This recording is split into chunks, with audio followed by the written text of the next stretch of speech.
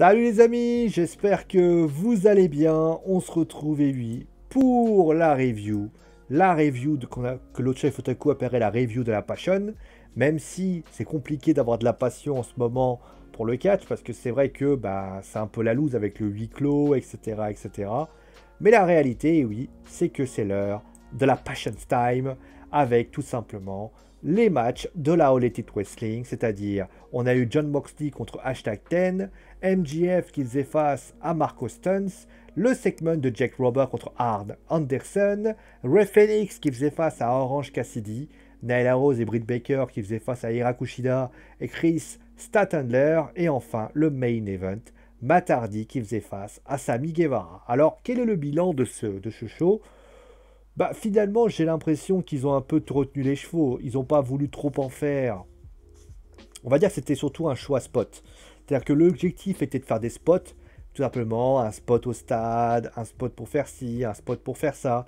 L'idée concrète était surtout de faire des spots pour builder le pay-per-view qui aura lieu demain soir, donc Double or Nothing. Mais à part ça, voilà, il n'y a pas eu grand-chose à se mettre sous la dent. Et clairement, moi, j'ai pas été plus hypé que ça par rapport à cette situation. Malgré tout, il y a des choses à raconter, il y a des choses à expliquer, il y a des choses à analyser, et c'est mon rôle, bien évidemment, de vous donner cela. Alors, au rayon des belles choses, on va quand même parler tout simplement du match avec John Moxley, qui était bien. Notamment, je parlais de spot, voilà, le coup du coude, c'est une bonne idée. Maintenant, c'est vrai que les deux segments de Brody Lee sont quand même assez inégales. L'avant est assez particulier, d'ailleurs j'ai du mal à comprendre ce que veut faire Brody Lee. Mais je l'ai mieux compris après. C'est un businessman, il est là pour faire du business, il est là pour faire en sorte que le business passe avant tout. Et c'est exactement ce qu'il a fait, pour ainsi dire, plutôt à la fin, où il a expliqué que voilà, pour réussir dans un business, dans tout ce que tu veux, il faut des sacrifices. Et au final, eh bien, les sacrifices ont été faits par rapport à ça. Mais c'est vrai qu'avant, moi j'étais quand même assez perplexe, hein. Honnêtement, je me suis dit, ouais, mais qu'est-ce que tu veux faire? Est-ce que c'est un prophète? Est-ce que c'est un businessman? J'avais quand même du mal à comprendre où ça voulait en venir. Mais au final, ils s'en sortent bien, donc c'est plutôt une bonne chose. J'ai apprécié aussi le match féminin des filles. Nyla Rose, Britt Baker, Hira Kushida et Chris Statlander, puisque l'équipe, le tag team n'est pas mauvais. D'ailleurs, il y a eu la blessure de Britt Baker, on verra comment ça va se passer samedi. Mais qu'on soit clair sur ce point-là, franchement, c'était difficile. Et ça, ils ont quand même fait du beau boulot.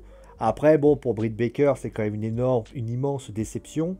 Dans le sens où si elle est blessée à un ligament, comme c'est à peu près spécifié, j'ai envie de te dire, franchement, ça sera une énorme désillusion pour elle. Après, l'après-match était cool, notamment avec la superplex sur la table de Hira Kushida sur Nyla Rose. Ça, c'est cool, en tout cas. Ensuite, on va parler bien évidemment des choses qui ont... Allez, MJF était bien aussi. Ça aussi, mettre en avant, pour ainsi dire, tout ça. C'était quand même assez cool, c'était quand même assez sympa. Et j'ai trouvé que c'était quand même une très belle chose par rapport à ça, pour ce qui s'agit de MJF. Ensuite, parlons des choses qui n'ont pas été à la hauteur.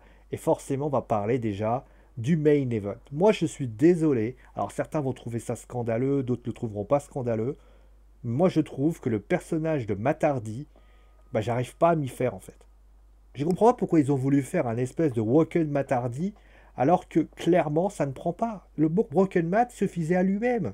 Là, c'est trop. Enfin, c'est pas que c'est trop. Enfin, je dis que c'est trop fade dans le WordPress, mais on a l'impression ils ont voulu faire un cas de possession, mais au final, tout est très abstrait. Je prends un exemple concret. À un moment donné, il crache, il balance ça, il crache du feu. Bon, ça c'est cool. Ce qu'il aurait pu faire, c'est faire du feu dans les tribunes, mettre le feu. Son arrivée était plus impactante de ce qui se passe aujourd'hui. Il faut que Matt Hardy ne tombe pas dans les travers de ce qu'il a pu faire comme erreur du côté de la WWE. Ça serait une immense erreur. Ce personnage a un potentiel, on le sait, et il ne faut pas que ça tombe. Surtout que forcément, ça a desservi d'ailleurs au talon in ring de Sammy Guevara. Sammy Guevara, clairement, il peut faire largement mieux, et ça a été le cas. Voilà, honnêtement, ça a été le cas, ça a été poussif.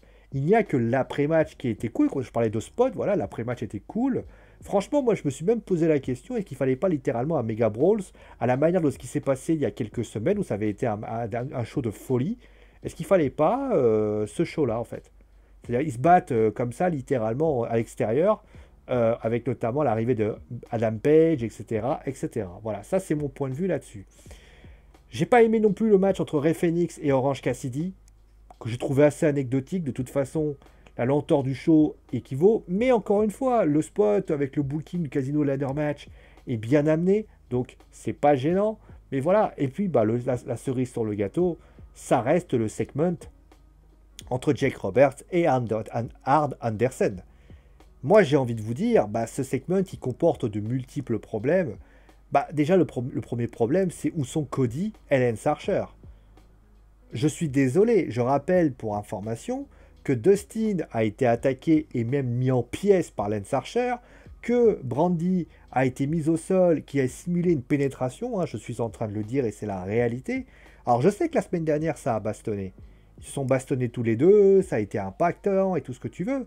Oui, j'ai fait l'accent à Québec, ouais, l'accent suisse à un moment donné. Mais il fallait quand même que, voilà, que je comprends pas pourquoi Arn Anderson et Jake Roberts ont eu tellement besoin d'être présents. En plus, les arguments de Roberts et de Anderson sont d'une planitude comme jamais. Franchement, je trouve qu'il n'y a pas de tension. Je trouve que, franchement, il manque les protagonistes. Franchement, ce segment, moi, il m'a franchement pas convaincu. Et si tu voulais builder le tournament classique TNT, bah, j'ai envie de te dire, honnêtement, si c'est ça ton build-up, il est quand même vachement fade. Alors qu'on a eu plein de petits spots intéressants, bah au final, bah au niveau des spots, moi je me suis ennuyé ferme dans ce show. Franchement, dans ce segment, je me suis ennuyé ferme. Et franchement, j'ai trouvé ça déplorable en tout cas. Et donc finalement, comme je l'ai dit, ce bilan il est assez particulier. C'est-à-dire que bon, NXT gagne, ça c'est clair. Mais voilà, moi j'ai trouvé que le show n'était pas à la hauteur de ce qu'il vous devait proposer. Pour moi, il n'y a que les spots qui sont bien. À part peut-être voilà, des petits moments assez intéressants. Mais sinon, il y a le show, on va dire c'est un show à spot. Mais d'un côté, voilà, ils ont voulu mettre en avant Double or Nothing. Bah, j'ai envie de te dire c'est bien. C'est bien de mettre en avant Double or Nothing. C'est justement ça qui était le plus impactant. Mais d'un côté, ça tranche avec juste une chose.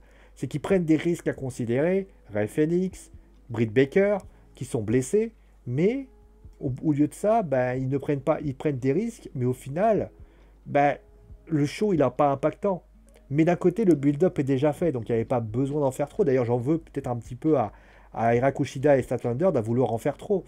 Ils ont voulu balancer Nyla Rose sur Britt Baker. Bah, j'ai envie de te dire, est-ce que c'était vraiment utile? Là, la petite Britt Baker, bah, je pense à elle, je pense à... Voilà, elle est en train de construire un personnage. Bah, au final, son personnage, il est complètement foutu parce que peut-être qu'elle sera même pas là pendant des mois. C'est vraiment une déception de ma part en tout cas, et honnêtement, c'était pas cool. Voilà. Merci à vous de d'avoir suivi cette vidéo. Je t'invite bien sûr à me dire ce que tu as pensé. C'est une vidéo assez courte, hein, clairement. Je vais vous inviter bien sûr à me dire ce que vous avez pensé de cette vidéo. D'ici là, vous portez-vous bien. Ciao les amis, et ciao.